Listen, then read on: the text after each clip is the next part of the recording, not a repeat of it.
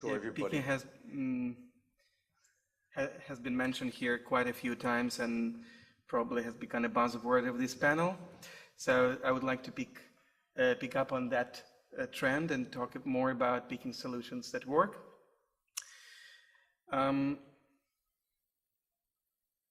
What was the life like for a person in old times? Not very diverse. After lunch, not much. As mankind was growing, diversity did get better, but only a little.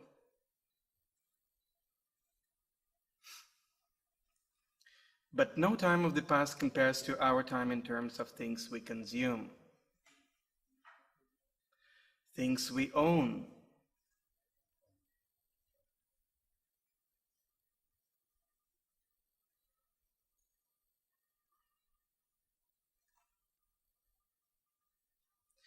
Today people are what they consume, and they consume more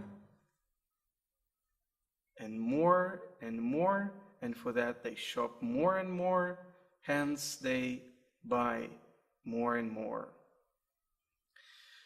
The more they do so, the more elaborate their shopping habits become. Colors, styles multiply.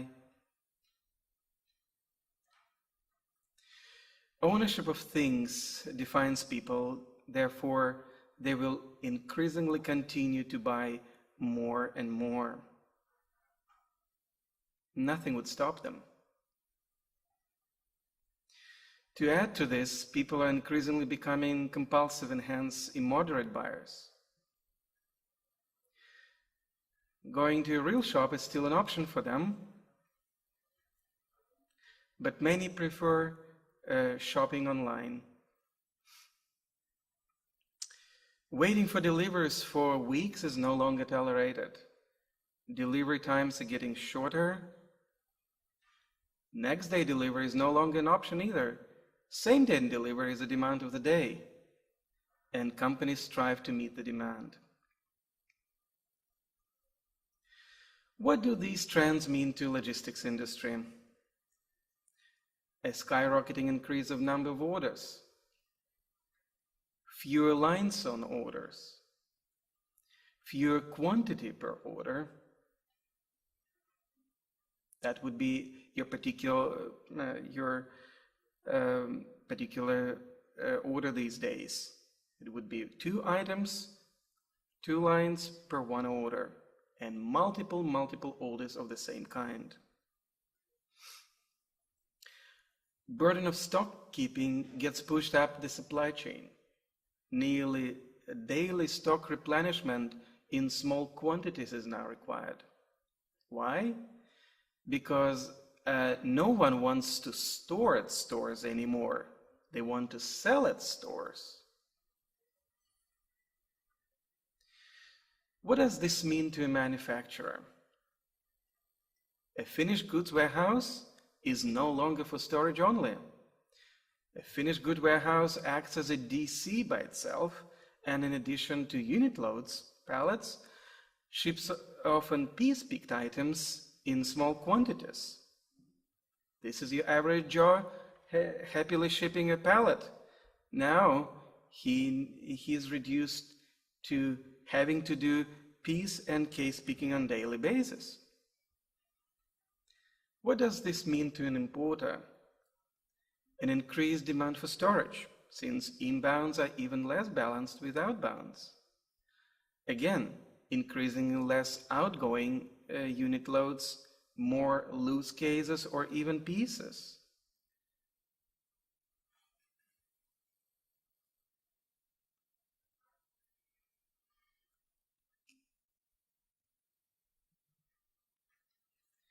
So what does this mean to a traditional layout of a warehouse?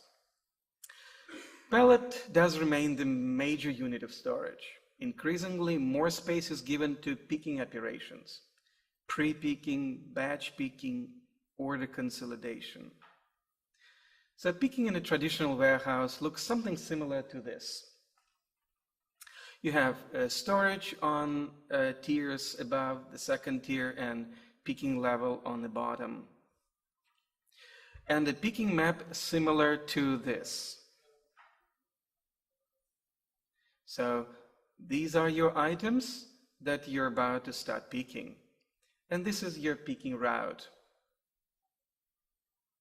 So let's have a look at how much of the picking work is actually done on actually picking. So this is your order with 6 lines and quantities over there, spread all across the traditional warehouse.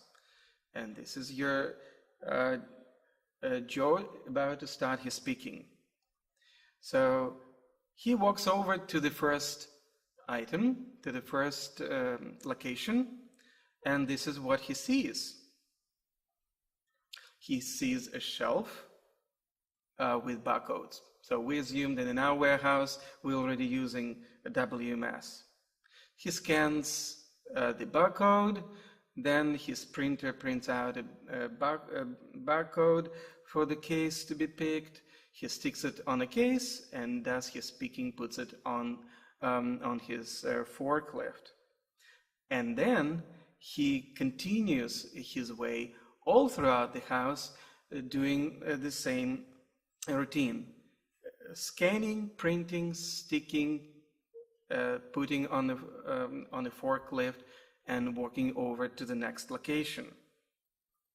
So, and this is from day after day. Then finally he is back after he has picked his order. He does walking, he does searching, and in this particular case, he has spent 9 minutes doing his picking only for one order. If you look inside one aisle, inside a warehouse, how do items spread across? On his pick list, he may get lucky and first 2 items can be located just one next to the other. But look at the third item. The third item is all the way down the aisle. So after he has done picking with the first 2 items, he is bound to go down the aisle and pick that item. By doing this, he absolutely adds no value to operations. Because why? Because his work is absolutely non-value added. Why it's not value added? Because he just walks. He doesn't pick, he doesn't pack, doesn't ship, he just walks.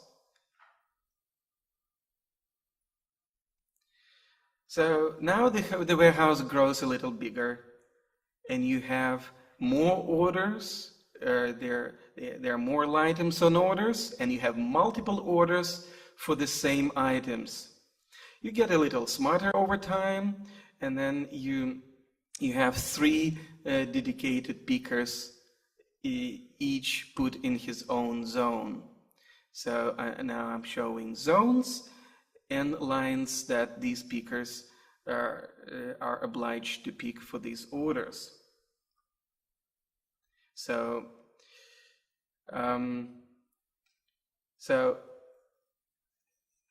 when I understand that that I have multiple items to be picked from one aisle, and I know that some of the items are fast moving, other ones are slower moving, I get a little smarter. I read books, I attend events like this, and I get smarter, and I do what it's usually called in-aisle storage optimization.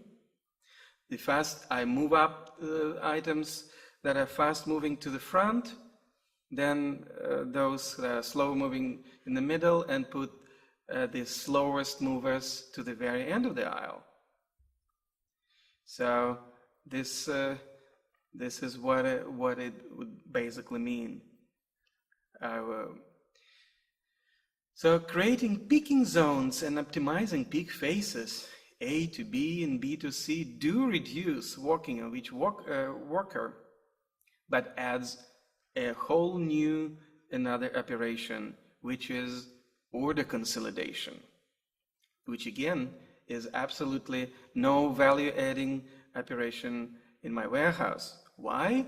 Because everything that I have put together into my batch pick trays, I have to now divide or plant seed into individual orders.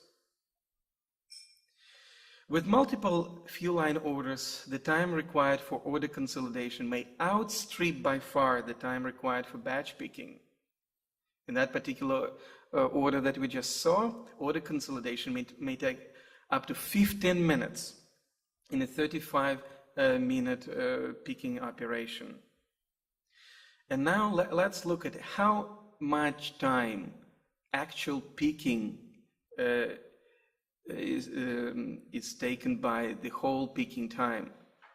Only 9%, and 26 would be given to walking and searching, 43 to order consolidation, and actual picking will be only 9 minutes. So automation of picking operations eliminates all these inefficiencies. Why? Because I don't do any more walking. I don't do any more searching.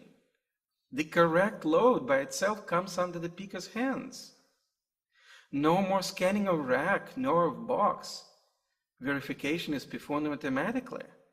No more batch picking. Pick stations allow multiple order picking at the same time. So no more need in order consolidation. Why? Because pick stations allow dedicated order picking. Therefore, picker does nothing else but picking. And instead of this graph, we get this. So most of the time, he does picking, putting, and then completing his order. Now, just let me take you through how it works. So let's just assume this is any average automated warehouse where you have bulk storage in a pallet storage area, and then buffer storage on your right, and then picking area, just a very small area in front. Pallets are depalletized, goods are put into the buffer storage, and stock is supplied directly to a pick station. So what you see here is on the right-hand side is my order box, and on the right in the middle, it's my stock box. I get the source box, I look at the screen, I pick up as many items as instructed, put them to the box to be shipped and to my target box, and then my source box goes back into storage.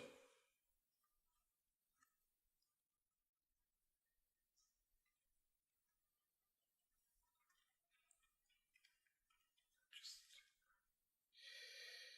give me a second.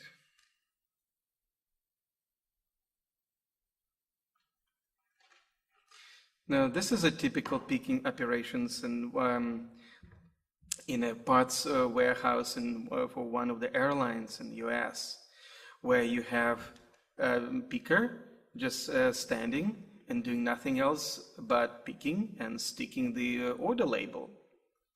The original bin is brought by equipment down to the pick station. So he looks at the screen, he grabs as many items as he is told to, and he puts on this table right behind him. So as you can see, these pickers do absolutely nothing else but picking. So this is all picking operations that you can see in a standard warehouse.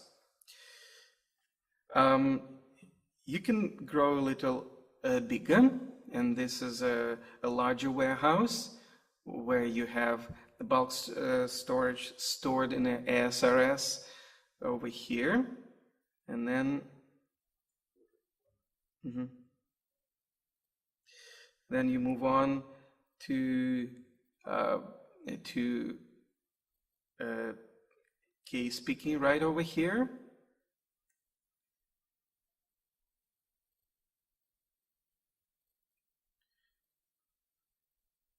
Cases are picked, put on a conveyor, and then transported to the sortation area.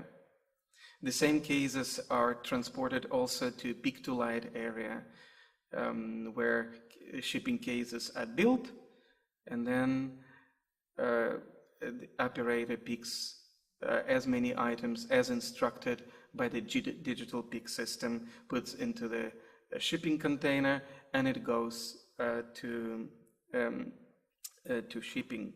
So, yeah, just a second.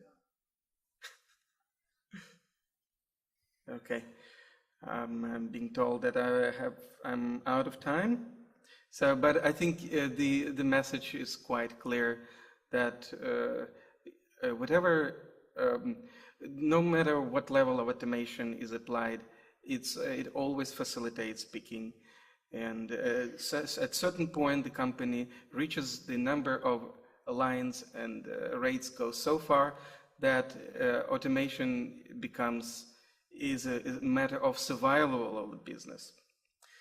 Thank you for your time. Thanks, Andrew.